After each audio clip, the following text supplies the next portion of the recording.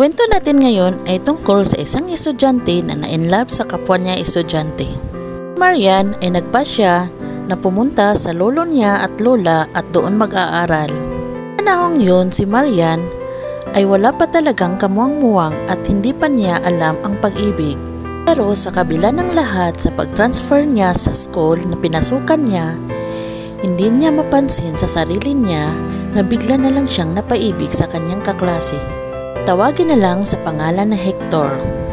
Una, tinatago pa niya ito sa kanyang best friend. Kasi gustong-gusto niya talaga na maitago ang lahat para walang makakaalam na talagang in love na siya sa kanyang kaklase. Kung hindi na siya nakapagbigil sa kanyang naramdaman, sinabi na niya sa kanyang best friend tungkol kay Hector.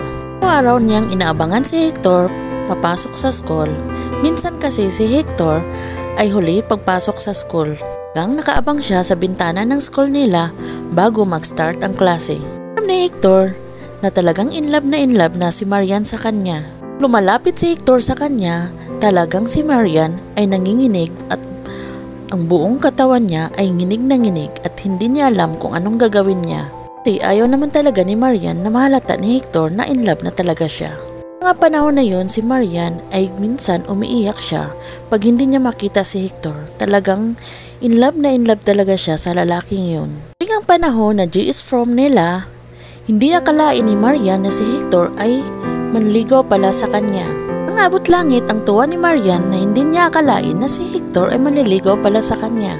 Tagal ang panliligaw ni Hector, talaga siyang sinagot ni Marian. Ni Hector, pinupuntahan siya sa bahay nila. Pagpasok sa school, sabay silang pumapasok sa school. Talagang ang saya-saya ng puso ni Marian.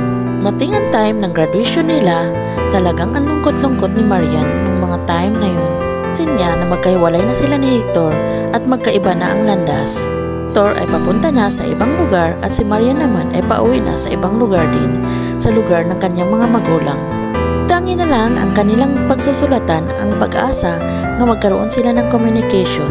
Pas ng ilang taon, biglang naglaho na lang si Hector at hindi na sila nagkausap ni Marian at wala na ni sulat kahit isa.